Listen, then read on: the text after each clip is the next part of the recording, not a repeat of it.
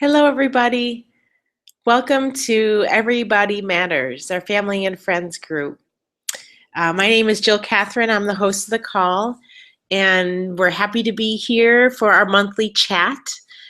This is our opportunity to be supporting you all who have family members and loved ones who are struggling with an eating disorder, who are in recovery, or who are, no matter what stages they are in.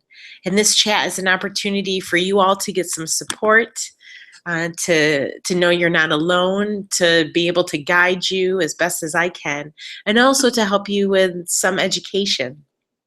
So we'd love it if you'd let us know when you join, when you're on the chat. We do this once a month. Normally it's on the second Wednesday of every month, and we had to move our chat to Thursday for this month. So thank you for your flexibility. And so what we do here is I start off with a topic, a theme, just to give you some education and awareness that is around eating disorders and how it may be impacting your loved one. And then if you have any questions or comments, and we'd love for you to engage and let us know what challenges are you having. All of you who whoever in your life is struggling with this and how that's affecting you is unique to you. Every single one of us has a story in this.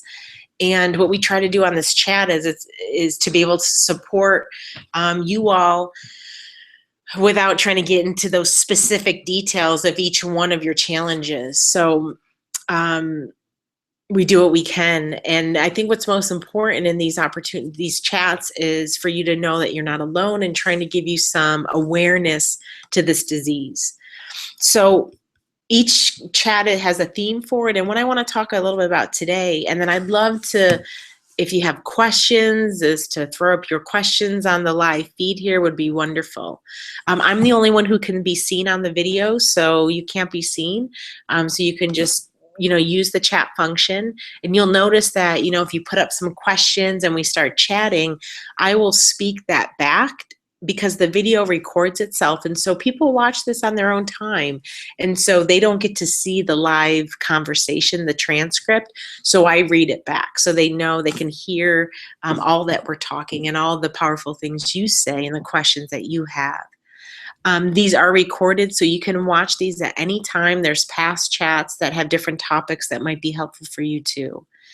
So why don't we go ahead and get started? So tonight's theme, in spirit of the time of year, it's April, and this is commonly the spring break time of year. And with spring break comes a lot of triggering around body image, and it comes a lot around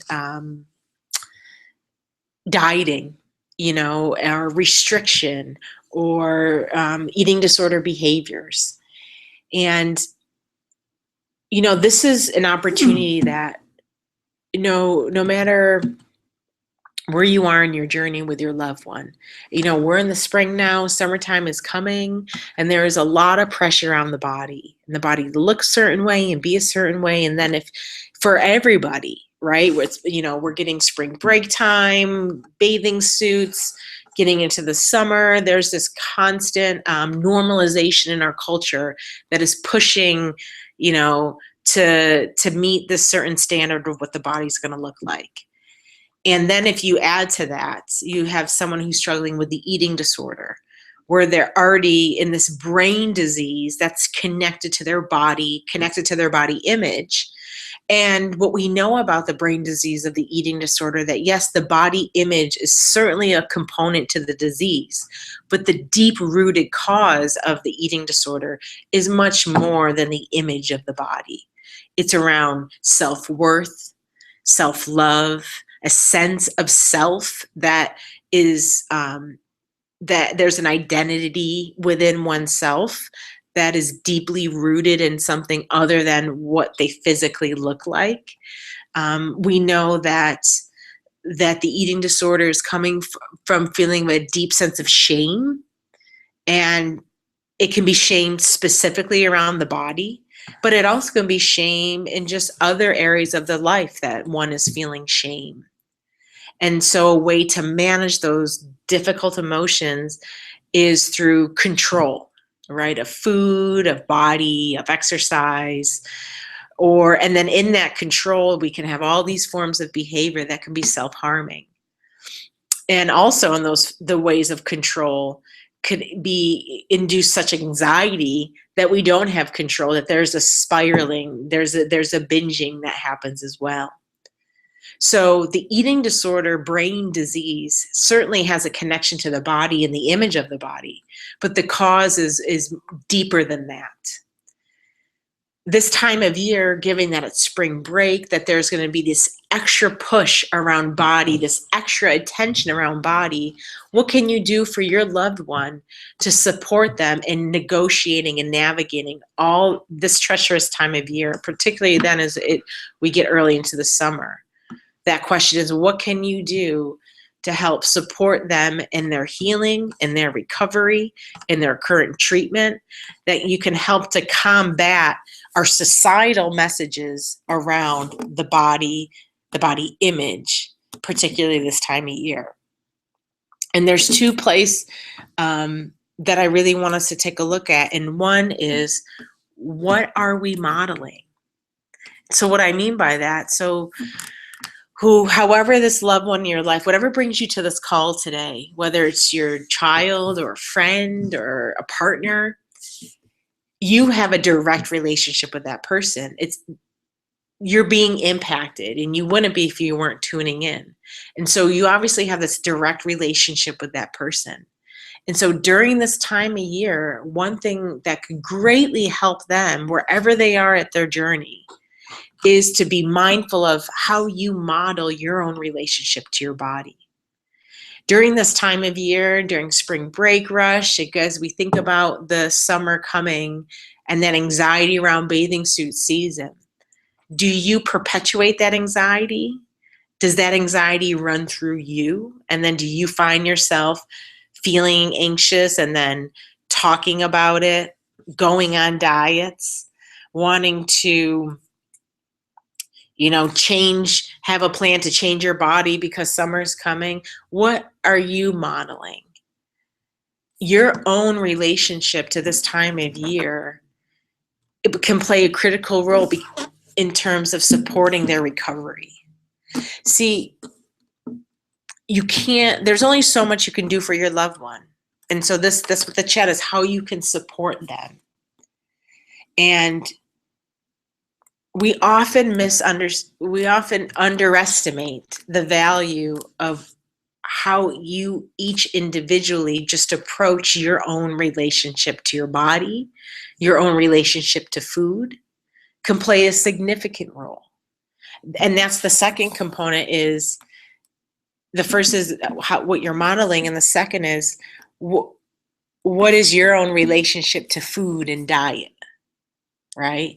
So those who are struggling with this disease are highly sensitive and highly attuned to how you're presenting yourself.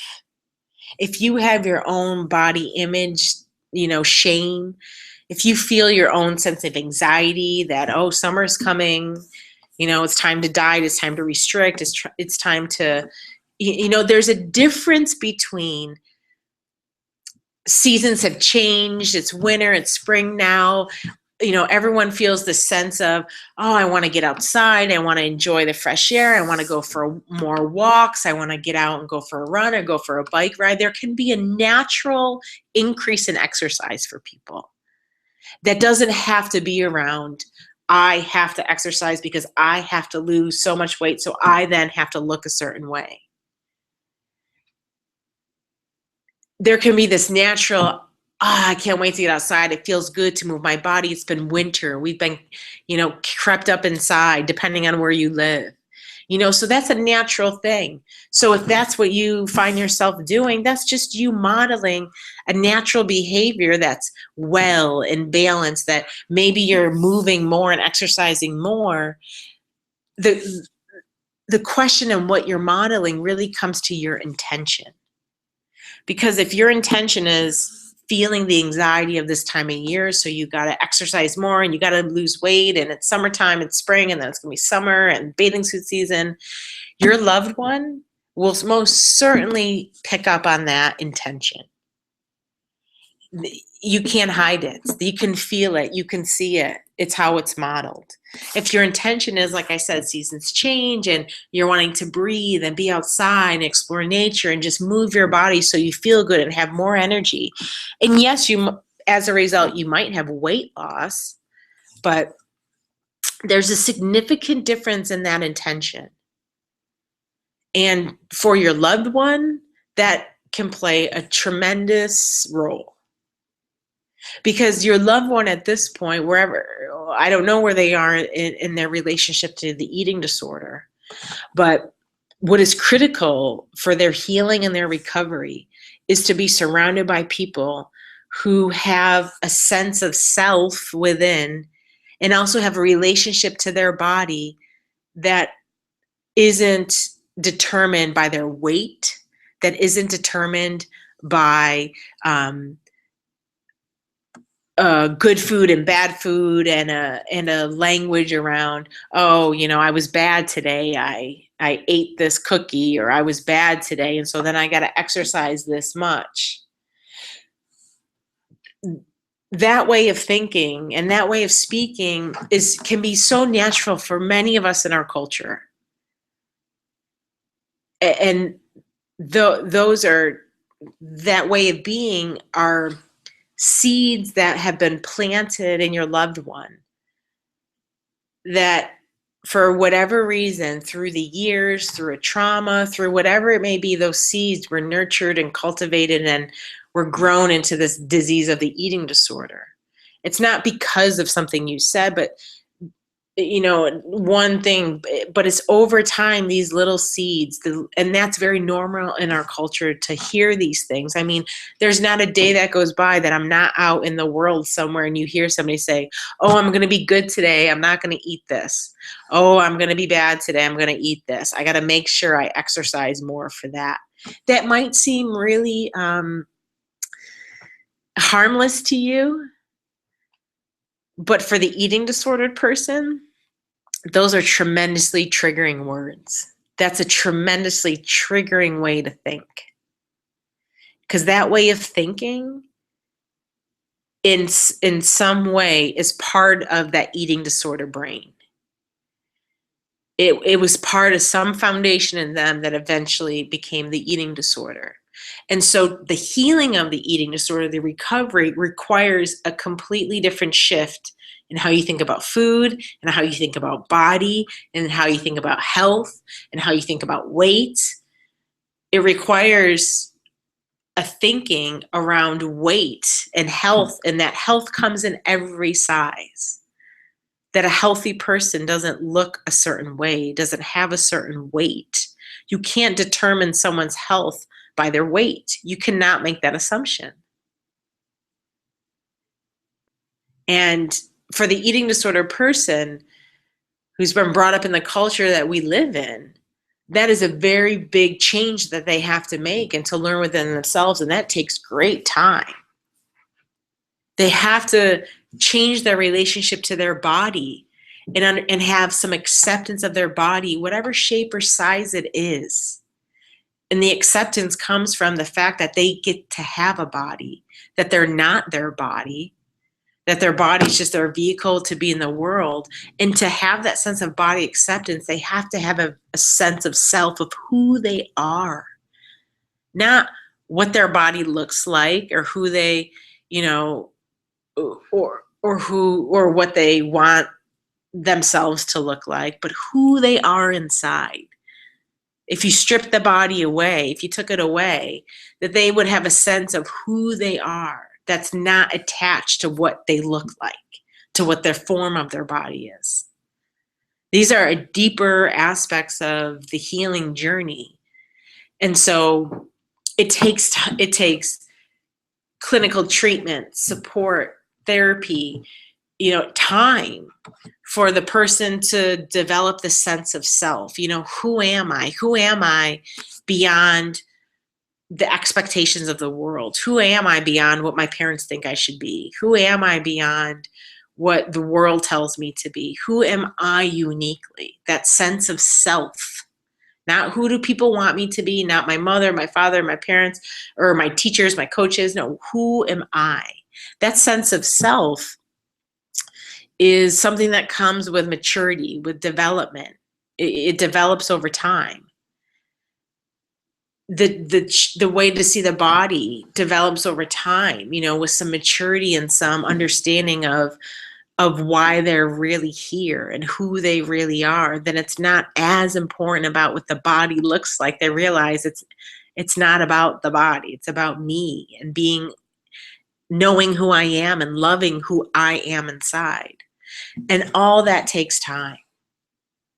You can't, nothing, treatment is getting clinical care is critical to recovery because it is a brain disease that is affected by a lack of nutrition, undereating, overeating, purging, over-exercising, whatever it is. When the body is underfed, no matter the weight of the body, a body can be underfed at all sizes. There are anorexic that are large-bodied people. It's how their bodies are responding. You can't always see it, right? So no matter what the body looks like, if there's underfeeding happening, there's where the brain disease, the neurotransmitters in the brain are firing with obsessive compulsive thoughts, with high anxiety, with depression, with the racing thoughts, do I eat what I do? The voice in the head, the eating disorder voice, we have science now that can actually can affirm what we've said. Those of us who struggle with the eating disorder, there's a voice in my head that no one really understood. And now neuroscience now sees that with our technology, with our medical technology. So that's what's happening in the underfeeding of the body is the brain disease, the misfiring in the brain. That can be corrected with a refeeding of the body and getting it stabilized, which can be a very difficult thing for someone. People can have great resistance to it, fear of being fat and fear, these large fears, because that's what the brain disease does. That's what it tells you. So it's a very difficult and it's a tricky disease, but with good clinical treatment. If you're tapped into this call, I hope that you're connected with the Upstate New York Eating Disorder Service. They provide wonderful case management. They can help you to be set up with clinicians that work for you, that are in your area, because to try and tackle the brain disease without clinical treatment is nearly impossible. With that, with therapy, so you're dealing on the mental and the emotional and the spiritual, and then the clinical team helping with the physical, all of that is essential. And then time, right? Living with the treatment, living in the treatment, it takes time. So that's why our chat today is about what you can do to support them during this time, is really taking a look at what you're modeling for them. If you have a strong sense of self, and it's not about you being perfect. No human being is perfect, and we all have insecurities. We all have fears. Many of us have body insecurities, whether we've had an eating disorder or not, because we live in a culture that has a lot of judgment and shame around bodies of different sizes and shapes. So, it's not unnatural for us to have these insecurities. But are you aware of your insecurities? Do you recognize maybe how you act on those insecurities? Do you say shameful things about your own body? Do you put your own body down in front of them? Do you do you talk about wanting to be thinner, that your life would be better if you were thinner or fitter, or that belief, if I was 10 pounds lighter, life would suddenly be wonderful, or that belief, I would do blank if I was 10 pounds lighter. So paying attention to your own self-talk around your body, and how are you presenting that? In general, it's something, a great practice to have, but that's, it's yours to choose. Of course, it's, whatever is true in your life. But all I can do is say, for those who are struggling with the eating disorder and you're wanting to know how you can support them, by being very mindful of the language you're using around your own body in front of them is critical. And being mindful not to be commenting on their body particularly.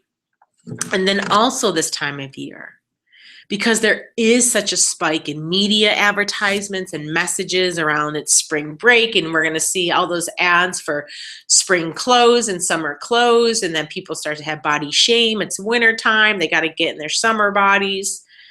Is there opportunity that you have in those moments when you're with your loved one to have a conversation that talks more broadly about how that critiques the media, that helps us to understand this is a selling point. They're just trying to sell things. Is there an opportunity for conversation that you can critically, with your loved one, say, why is it that we never feel like our bodies are good enough? Our bodies are not meant to be this ornament to look a certain way. Our bodies are meant to be why we're in the world. They're our instrument. They're our physical casing for us to be and do whatever we feel like we're meant to do. But they're not meant to be these ornaments to look a certain way. We've come to believe that through a lot of wonderful advertising and marketing.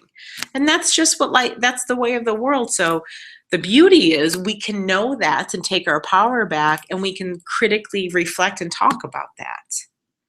So, and if that's not a conversation you're comfortable to have, then you don't need to have it.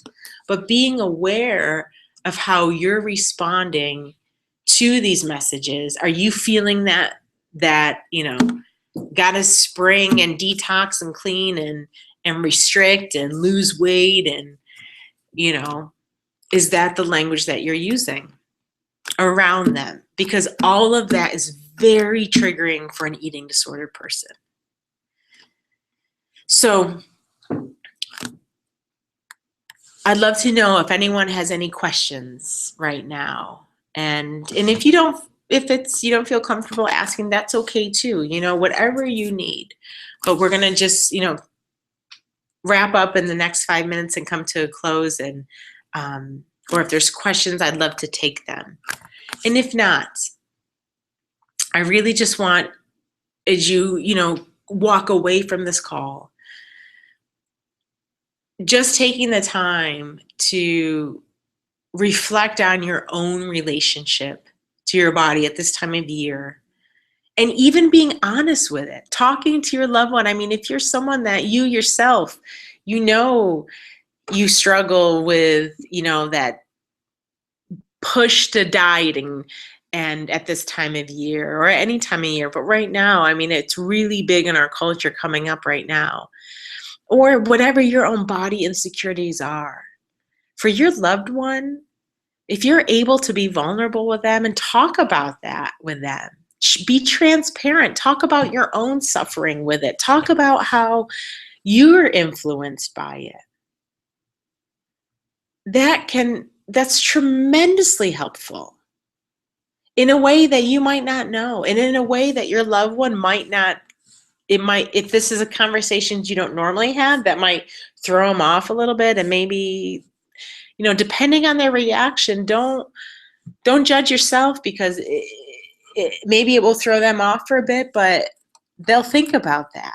And you're inviting them into a deeper conversation instead of just obsessing on their meal plan, what are they doing, their food, and the disease. Because so much of what happens when we're supporting our loved ones who are struggling with this disease, because it's such a difficult disease to deal with, is we focus on the disease so much, right? And that what we really would love to get you to think about focusing on is what's underneath the disease. those questions about your own challenges around self-worth, and that maybe your own body image struggles, and how you've needed to explore who you are and what that is like for you, and how you've done it, and how you've negotiated the body image pressures of the world. I mean, that's real and that's authentic, and that's your loved one who's struggling with the eating disorder. What is at the core of them is needing to be authentic, is for them needing to be who they are, to take the mask off. They don't have to be perfect. They don't have to be this way that they think they need to be. And if you can take your mask off and to talk about your shame, and to talk about your struggle with worth, and to talk about your own body stuff, that is an invitation for them to do that. What you model in their presence, what conversation you bring up, your willingness to be vulnerable, can play a tremendous role in their recovery process. Number one, it shows they can feel safer to connect with you. We feel seen by you. We don't feel so alone in it. We don't feel so alone in the shame that we feel in the eating disorder. One thing that the data shows over and over again with people who struggle with eating disorders is when they share their story, and when other people share their own stories, and they realize they're not alone, it is this instant sense of freedom that they get. It's this that it's not just them. So if you are tuning in because you love someone who's struggling with this, talk about your own challenges with your own body, how you've managed it for yourself. Even if you feel like you don't have the answers, even if you feel like you're still challenged by it, at least they know they're not alone. But what you can move the conversation to is that it's not about that. It's about tapping into our self-worth, our value as who we are within. So it's April, May, June's going to be here. So this is a hot time of year. So when those big ads around diets and, lose this much weight before the summer comes, those can be opportunities to change the conversation, to say it's not about weight. Health and beauty comes in all shapes and sizes.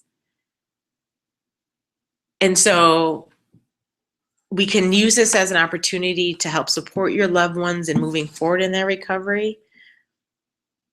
Or we can just add to the challenges of this time of year based on your own response to it. So there's a great role that you can play in supporting them. I thank you for tuning in. I hope there was something here that you can walk away with.